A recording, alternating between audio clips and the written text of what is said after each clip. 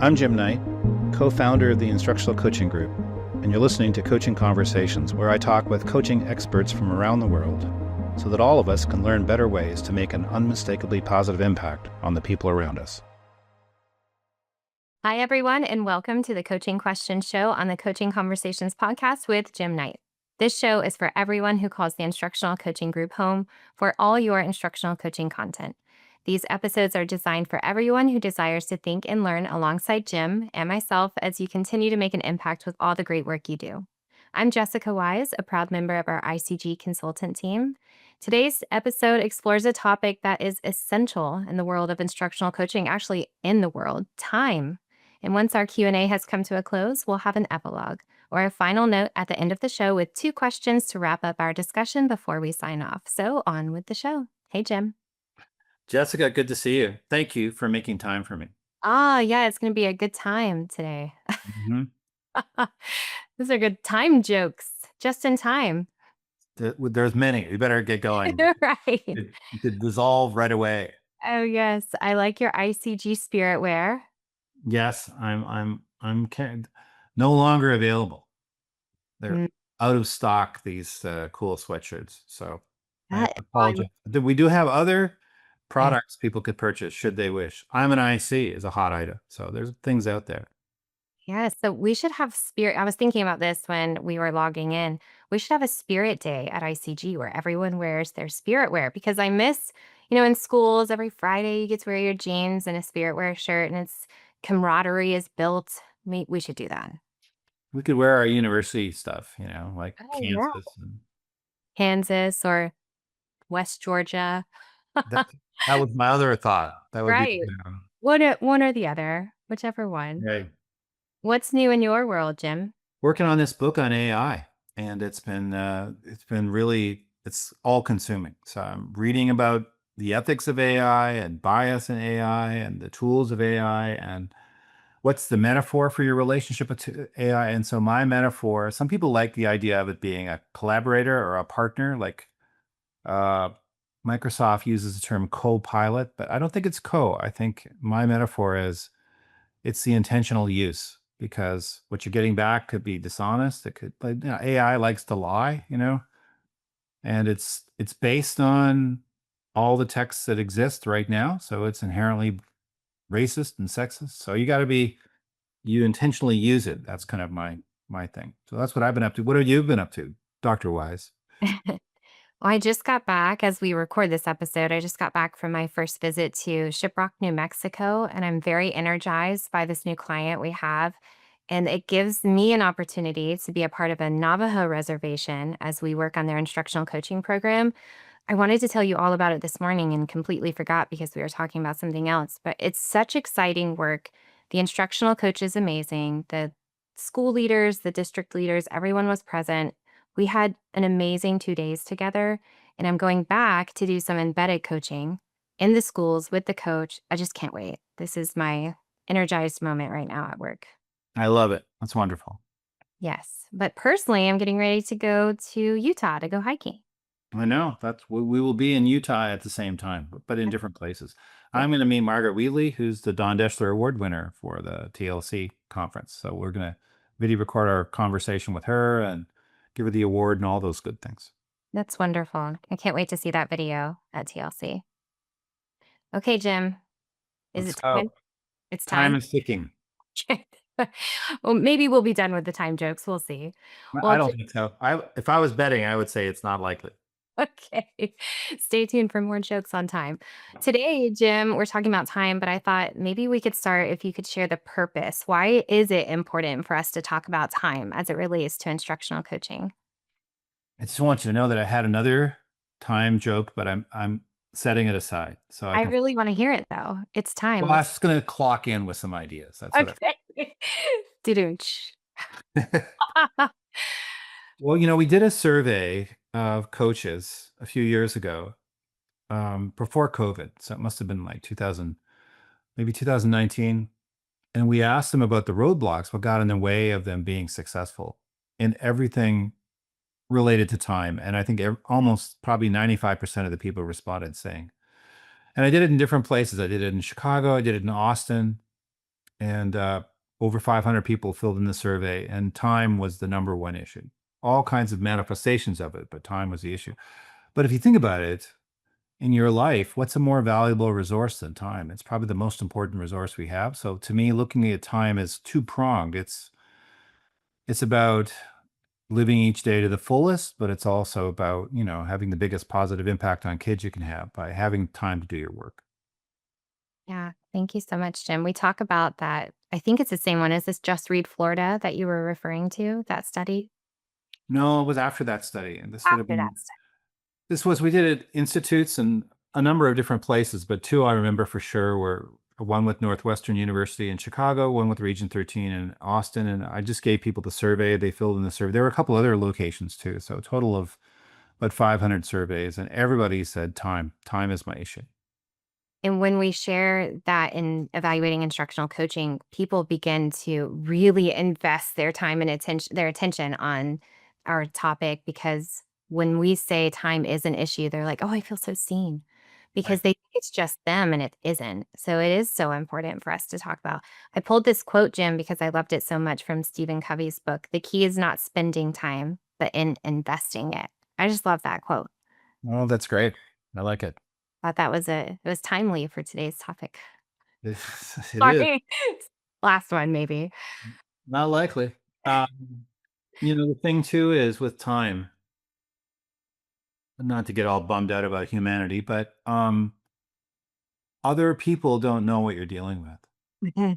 And so when you start to hand things back late, or you don't follow up on something because you're like working till 10 o'clock at night, you're not getting things done, people don't go, "Oh, she must be just overwhelmed." They're like, "Hey, where's that thing you said you're going to do? Aren't you organized?" And so you start to really feel badly about the fact you're letting people down, but you're letting people down because it's impossible for you to do what you have to do. In fact, I think too often work interferes with our ability to do maybe the most important things in life, which is our family and our partner in a relationship. So I think time is critical because it really eats away at you if Mhm. you're not able to keep on top of things. Yeah, I just spoke with a leader recently who said, "I go home and I am worthless to my family because I just go, go, go, and I stay at school too long. I get there too early."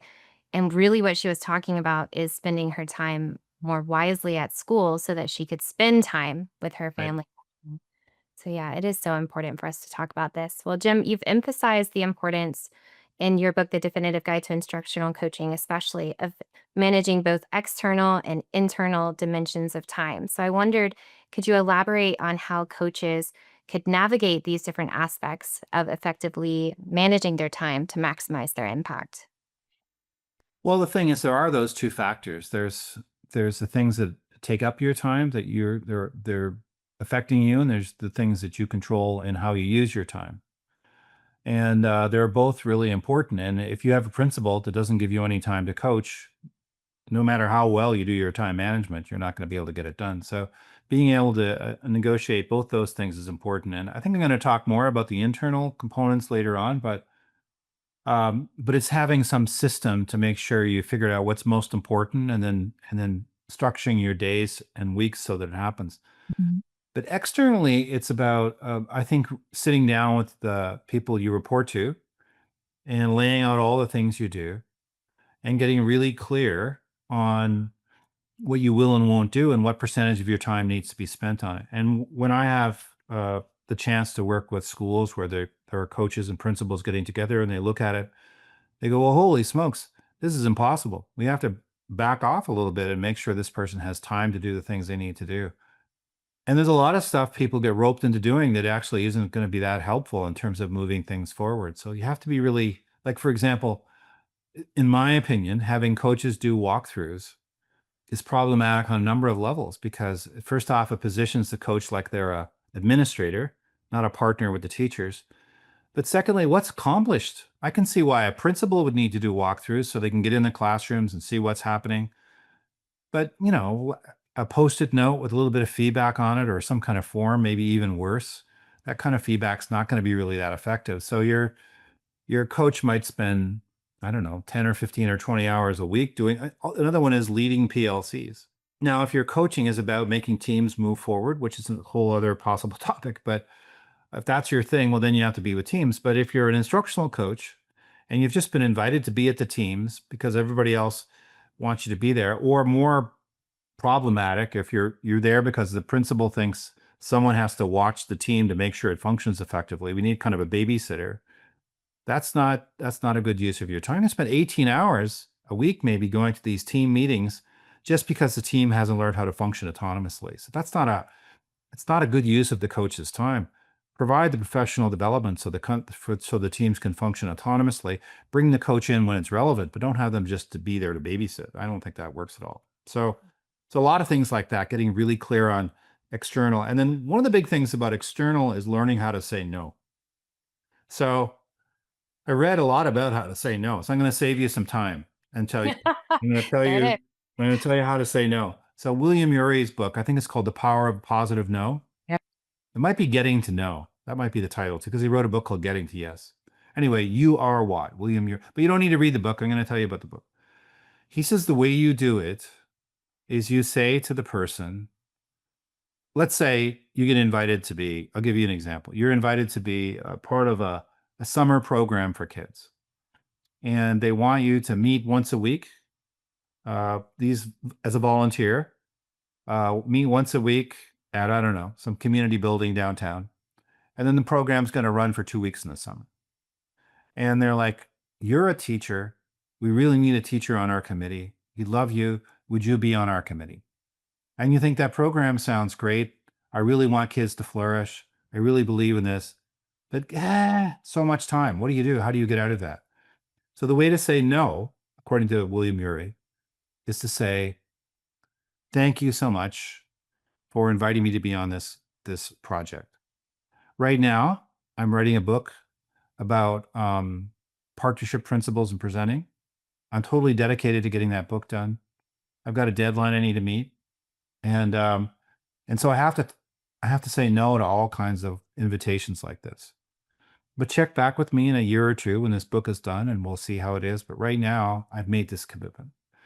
You have a really good reason for why you can't do something. Just say to the person, thank you for inviting me to do this. I've made this commitment. I promised my daughter that I will read her Harry Potter every night, and I'd have to give it up one night a week, and I can't do it. And so I can't do that. Now, if you say, I'd love to do it, I made this commitment that I'm going to watch Game of Thrones all the way through 2 or 3 more, that's probably not going to sell, but you're going to have a really good reason why you can't do it. So say, thank you. Here's why I can't do it. Da-da-da. I invited Dan Pink to be on the podcast, and he wrote me the nicest no I'd ever had.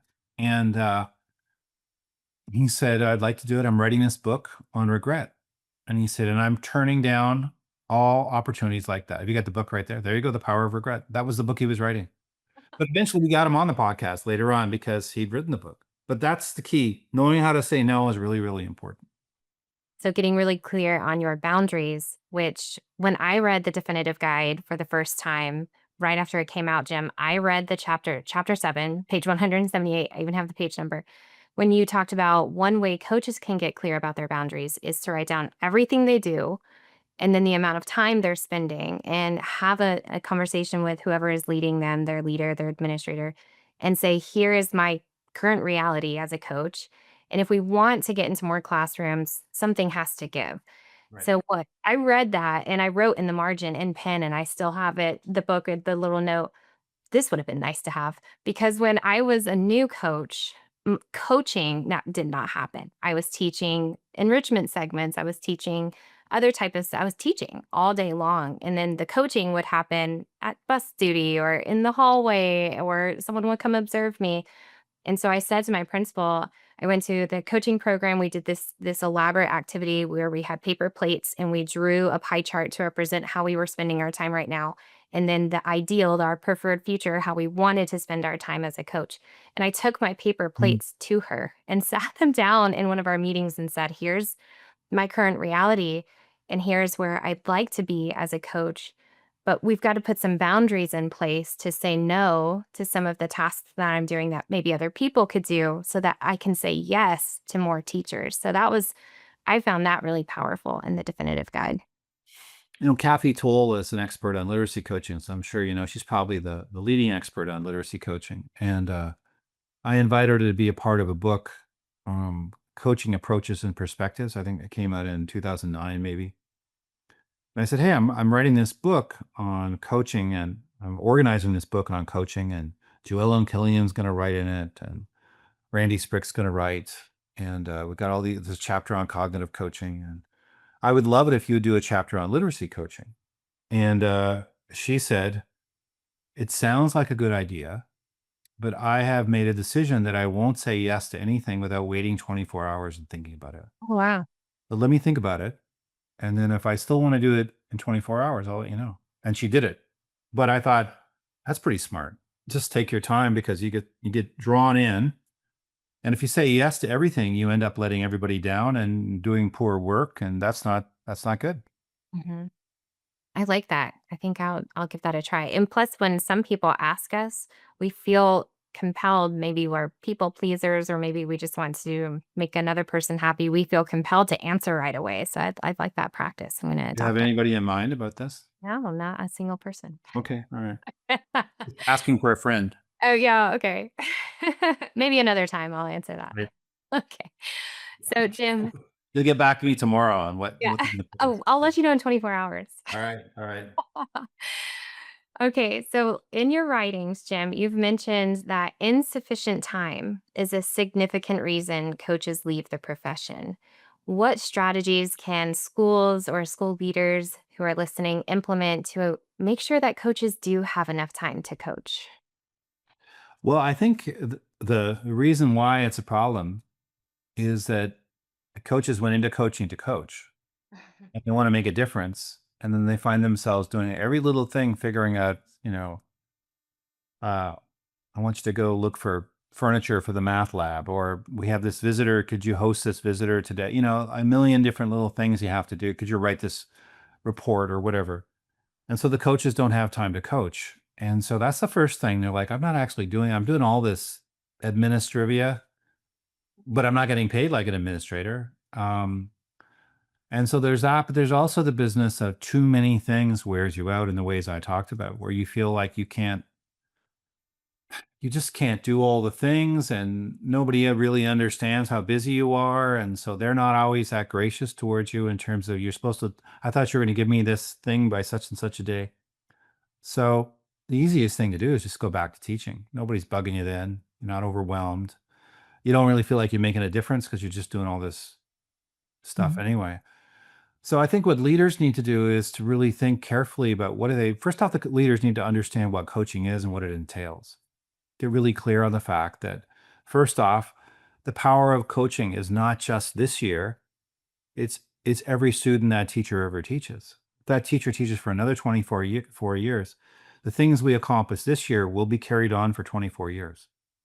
And over the long run, if you have a coach that works with teachers for a long period of time, bit by bit, year by year, person by person, the careful attention to doing things well is going to have a hugely positive impact on what's happened. Plus, you'll keep good teachers who otherwise might quit.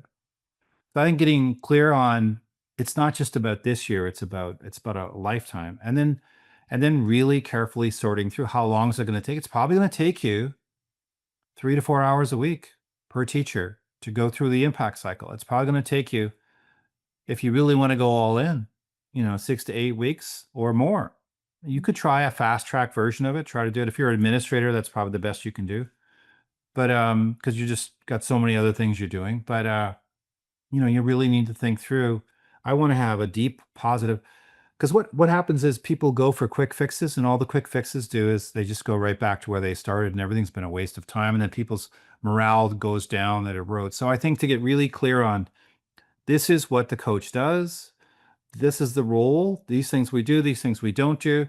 I want you to have at least 70% of your time focused on the impact cycle. We're going to make that happen. I think if leaders can do that, and then if those coaches have support, like our virtual institute, some kind of thing like that, where they can learn what they need to learn to be able to be effective, then you're going to keep coaches, because the job, when you have the chance to do it well, it's the best job in the world, because you're having such a huge impact on kids. But if you don't have time to do it, you don't have support, you don't have professional development just thrown in there, going back to teaching sound, or even leaving the profession sounds better than this.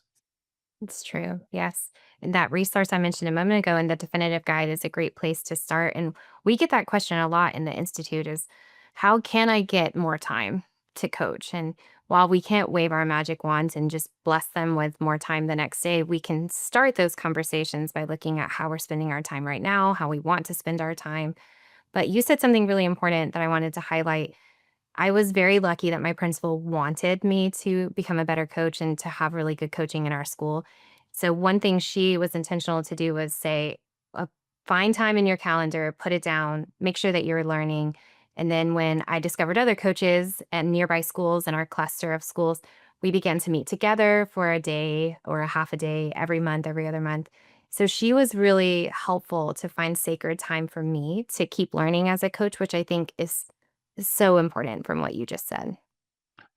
That's such a good point, Jessica. And what I'm thinking is, I don't know what the deal is with organizations, not just educational organizations, but it's almost like they're unwilling to do things right. We just have to rush through it. We don't have time to do it the right way. Let's do a quick fix that's not going to have any impact.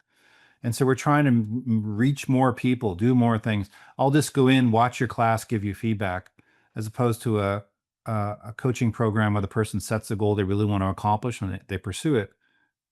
I think we have to take the time to do things right. And we just had too many quick fixes where we rush through stuff. So taking the time, and one of those things is just what you said, professional learning for the coach. The coach they're the prime professional learner in the school. So they need to be learning, because what they do is they bring ideas in and they help those ideas disseminate in the system. Mhm. That's good. And we have the IC toolkit. So coaches can lean on our resource as they learn, or as groups of coaches learn, or as program leads learn and support coaches. Jim, we show that video when we talk about autonomy, where the gentleman he sets a goal to lift his granddaughter to put the star on top of the tree. So he lifts weights and gets into shape. I guess spoiler alert if you haven't seen that video before. But when I showed that last time in the impact cycle training, someone said they unmuted and shared, "Oh my gosh, it took forever for him to meet that goal." Because, in the video, it starts out and it's not cold outside, and then you move through and it's snowing and then it's Christmas time. So one thing she pointed out is he set that goal and he cared about it, but it took a really long time. So we had this wonderful conversation about what you just said is quick fixes might feel good in the moment, but they don't last. But if you invest, like that quote I read a moment ago, if you really invest in how you spend your time, it can pay off in the end. Yep. Yep. I agree completely. Okay, Jim, the IC planner, which we'll link in our show notes, is available on our website and it shares this approach that you've developed to time management. People can read about it also in the definitive guide to instructional coaching. So I wondered, will you talk to us about this 4-step approach and how we can practically use it in our daily lives? Right. Let's talk it through. And I should say the process is an adaptive process. It's going to be different for everybody. I like to say I wasted a lot of time studying time management. So I took a course with Stephen Covey's team on a thing called First Things First. That was their approach. I went deep into David Allen's time management approach, and called Getting Things Done. I read Lee Babautta's book on time. I've read probably, I bet you, 10 books on time. And I had a little Stephen Covey planner, then I had a Franklin planner, then I had these different things. And I kept trying to make it work, and I could never really make it work for me. But what I did do is I sort of distilled time management down to a few simple things. And the planner is designed to help you do those things. Our planner, not that you have to do it this way or that way. Maybe I'll talk about the process, and then I'll talk about how you can use the planner, which is like a paltry $20. It's like, I don't know what it is, but it's not very expensive. The first thing is, as Bob Dylan says, he has a line. He says, "I need a dump truck mama to unload my head." You have to get everything out of your head, all the things you have to do. And so when I do it, I create a big mind map, and I think about the ingredients of my life. And so it might be different projects I'm working on. It could be people I know. It could be my roles and responsibilities. It's going to be um, if I'm in a committed relationship, it's going to be my partner or my kids if I have kids. Could be my parents. What are the ingredients of my life? So I list all those ingredients, and then I think all the things I have to do related to those ingredients. I put them all out there, and I find it helpful. Let's see if you can see this little map here. To create little Okay. maps like that, where I put it all out there where you can see it.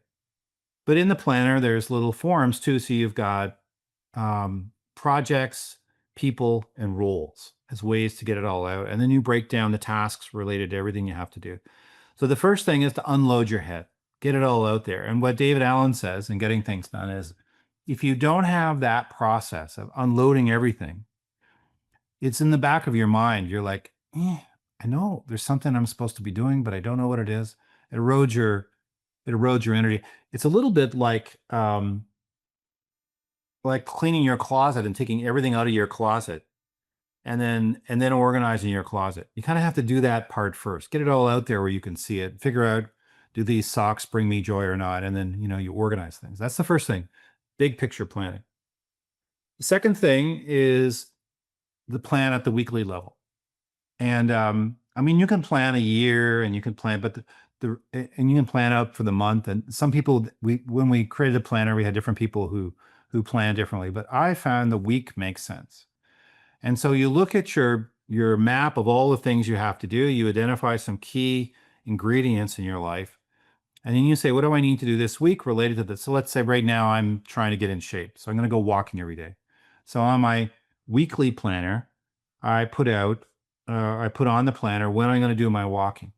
And then when I make an appointment with myself, it's as important as an appointment with you or the superintendent of a school district or whatever it might be. It's a critically important thing. And here's the critical thing. If you can't get all the things that have to be done on the weekly planner, something has to change. Because you can't just pretend it's going to happen. You have to be able to translate all your stuff and put it into the weekly planner. And that means you have to learn how to say no. You have to cut things out. And you're going to have to say no to things you want to do. But if it can't go on, like if you say it's really important that I read to my child every night, I really want to do that, then that has to go on the planner, because if you can't put it on the planner, it's not going to happen. It's really important that I exercise, I go for a walk. If it doesn't go on the planner, it's not going to happen. So you have to really look at reality clearly and say, what do I have to cut? I probably got too many things. I'm going to have to say goodbye to some things that are really important so I can focus on the most important things. And the third point is the daily planning. And so the daily planning is you do what we call an MITs, your most important tasks.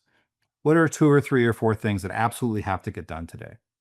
So I've been using a little index card for it, but it's built into the planner. But like today, I want to do this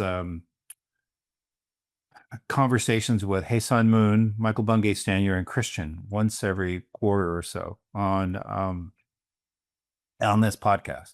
So one of my items on my list is to write Hey Sun and Michael and Christian and kind of rope them into it. But that's an MIT. That's a thing that has to happen. And the idea is your MITs are things that absolutely have to happen today. I'll take care of them and make sure they get done. Now, I have a little more flexibility with my time than a teacher might have. So there might be a limited number of things, but there's still going to be certain things a coach, for example, is going to have to get done, and following up with the teacher or whatever it might be.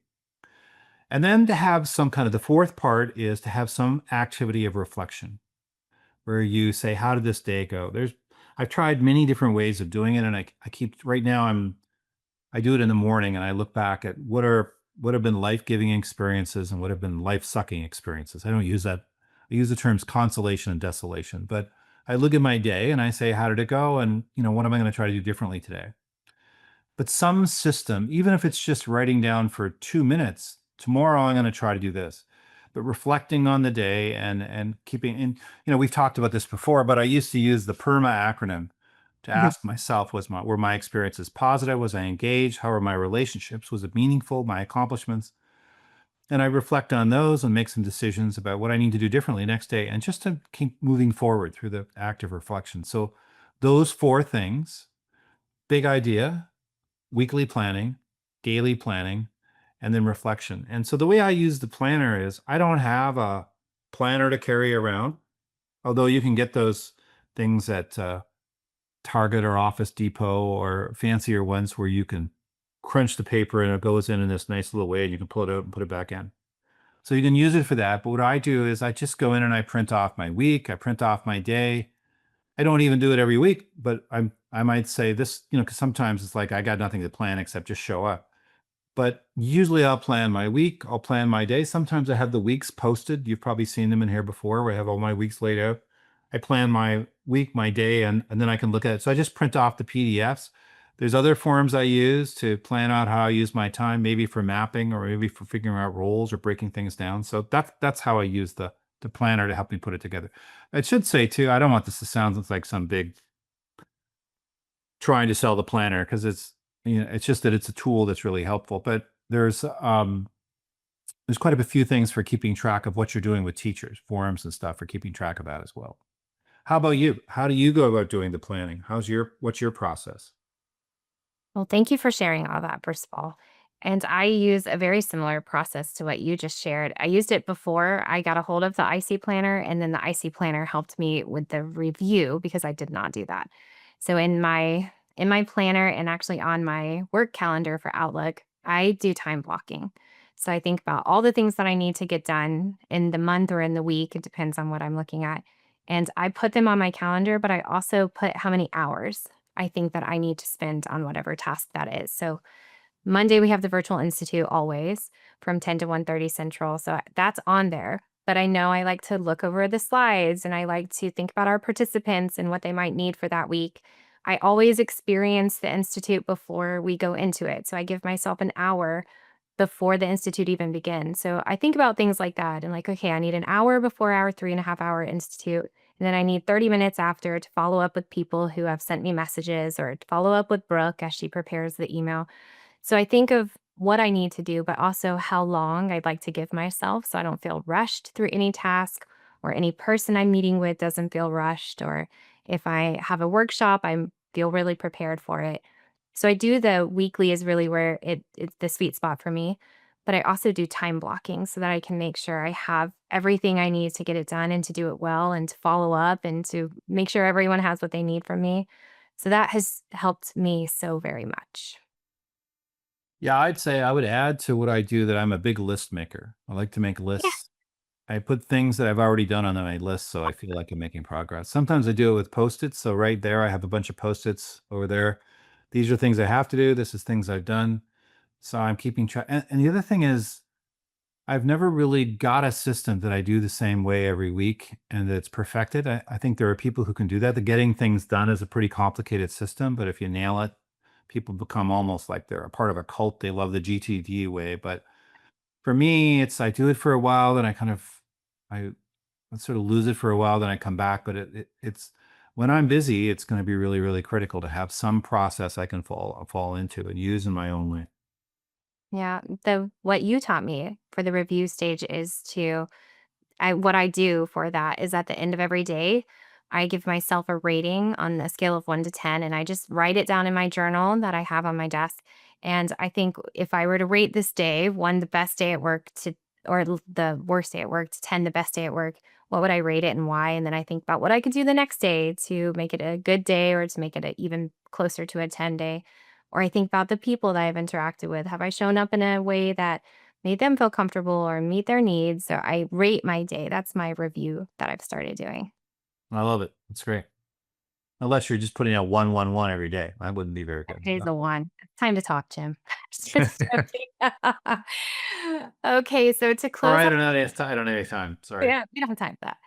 To close out our show today, we have two final questions on this topic of time. So, Jim, the first one is I share this idea of margin in the definitive guide to instructional coaching. Could you explain this idea of margin and maybe share a little bit about how we can embrace it in our lives? I like the idea of margin. It's to not cut things close, but to give yourself time to do things. So, uh, tomorrow I'm going to go to Denver and we're going to record a radical learners course, and I'm going to meet Austin there. And the temptation would be to try to cram everything in till the last second and then go and then have to drive at night.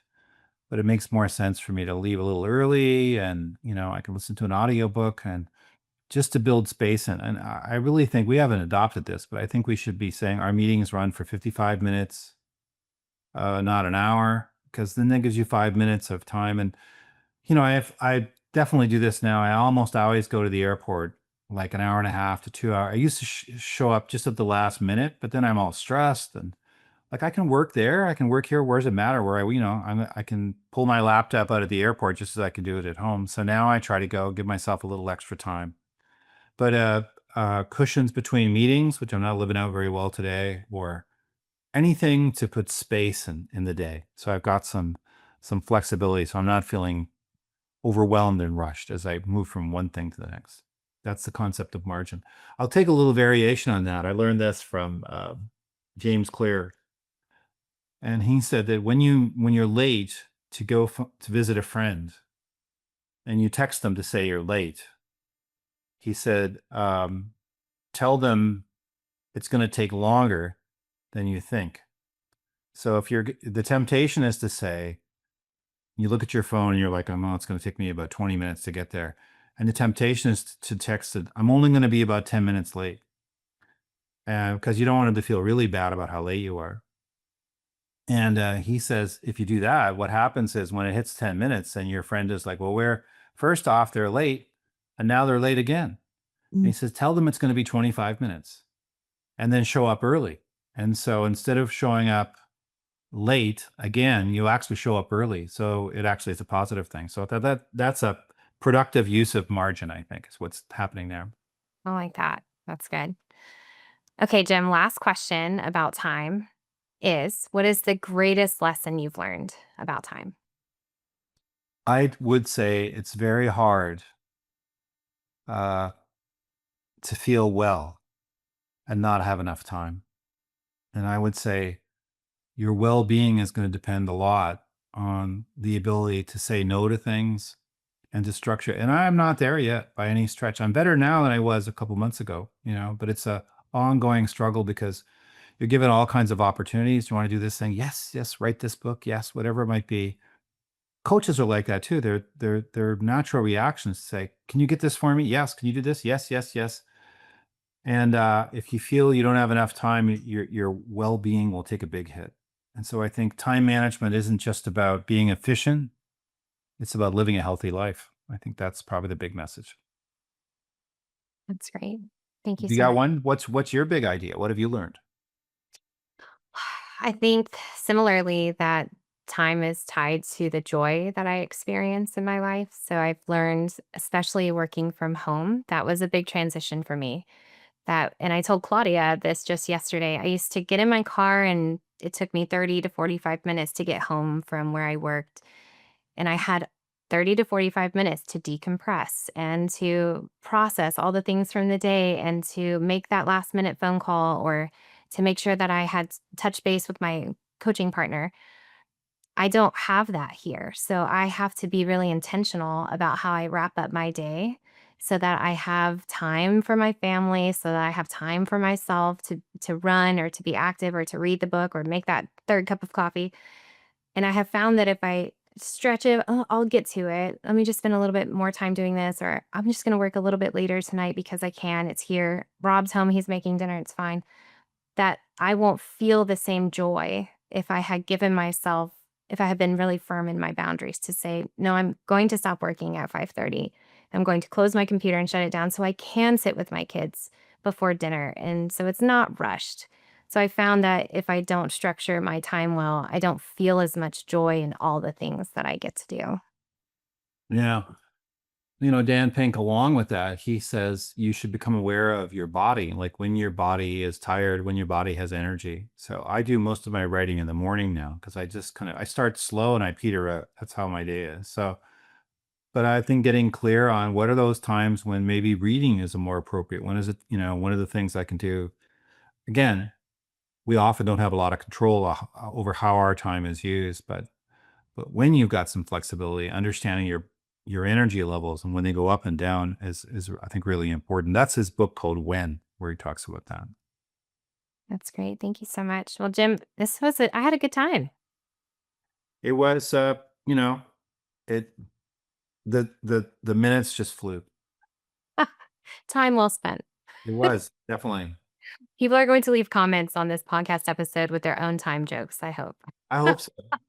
Maybe it'll be on TikTok. Oh, okay. I don't have that app. I'll have to check it out. Well, it's TikTok, you see, TikTok. Oh my gosh. That flew over my head. I'm so embarrassed. Well, thank you for listening today, everyone. If you found today's episode helpful, it would help us if you liked or followed the podcast.